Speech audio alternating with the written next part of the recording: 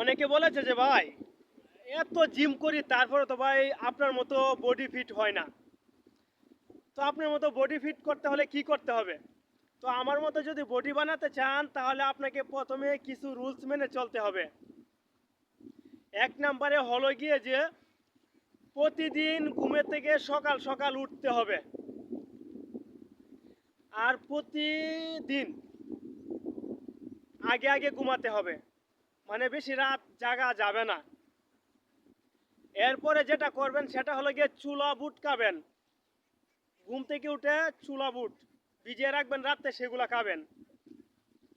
তারপরে কি করবেন বলে দেই, ঘুম থেকে উঠার পরেই কমপক্ষে হাফ লিটার পানি খাবেন খালি পেটে। এরপরে আপনাকে একটু রেস্ট নিতে হবে। রেস্ট নেওয়ার পরে পুশ আপ দিবেন সর্বনিম্ন 20টা। পুশ আপটা দেওয়ার পরে আপনার বুকটা চৌড়া হবে নাকি। আর ভাই স্মোকিং করা যাবে না। স্মোকিং করলে আপনি যতই জিম করেন যত কিছু করেন ভাই শরীরে একটু ব্যাঘাত ঘটবেই।